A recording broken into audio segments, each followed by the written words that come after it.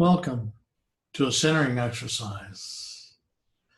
Find a comfortable chair or bed, lean back, close your eyes, and relax.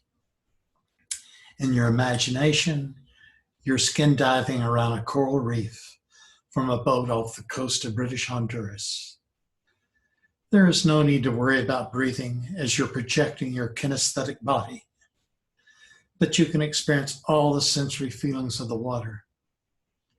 It is a bright day with distant floating clouds laying suspended above the horizon over the crystal clear water. A faint salt breeze is sailing across your nostrils. It smells good. In the distance, seagulls are gliding a ballet in the sky. As you become aware of the water on your skin, it is slightly warm, but refreshing. And when you submerge almost totally, your forehead feels the temperature difference and feels cool and refreshed. As you slowly fall into the water, tension is being dissolved and washed from your body. You sink on down to 3 or 4 feet below the surface to a bright underwater wonderland. You can see the shadows caused by waves and ocean. You're suspended between sky and sand.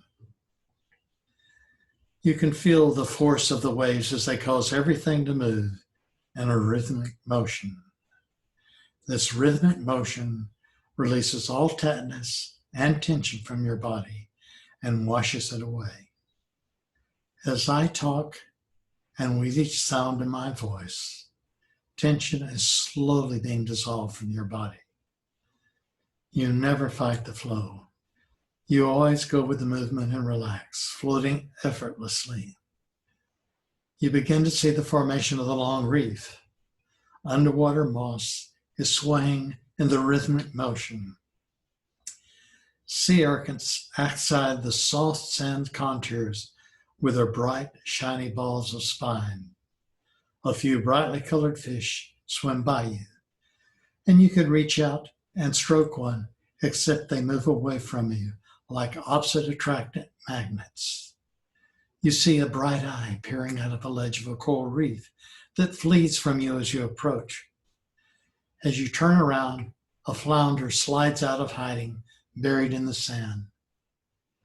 Off in the distance, 2 adult stingrays are flapping and flying along the vast openness beyond the reef, and much larger fish are beyond.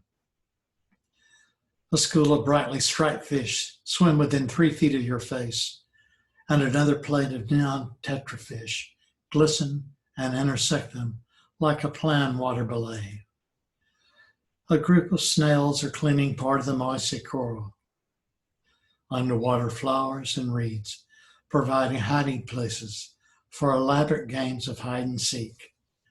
An eel slithers through an opening to find a spot of less activity. While the waves go in, tension goes out. You come to an opening in the reef and peer out into deep and vast waters. Large shadows move slowly. A school of dolphins arch and leap, kicking up sand and chasing smaller fish into the reef. As you swim on, you sense something has changed in the geometry of reef.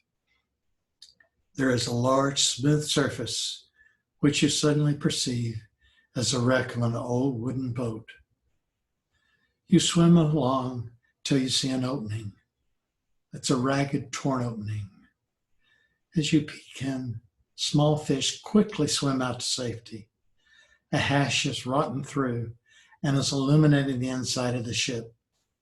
You can make out wardrobes, a floating rotten cloth, rusted locks, 2 forms that look like old chests. You pick up a piece of rusted metal to try and pry open the lock of one of the chests. The lock falls away easily, and the chest disintegrates, revealing old bottles of every shape with colored fluids. You open up one of the containers and watch a cloud of color change shape and are large enough to disappear. You open several bottles for a symphony of color. Watch them blend and change color in the rays of light. You try the next chest, and it requires several tries before the lock separates. Slowly you open the chest, and you see several rusted coins and rotten leather bags. As you lift one bag up, the bottom explodes, showering the sandy floor with brightly covered transparent stones. As we go deeper into the chest, you discover things that only you could find and that are valuable only to you. Small treasures that your particular personality and background has shaped you into revering.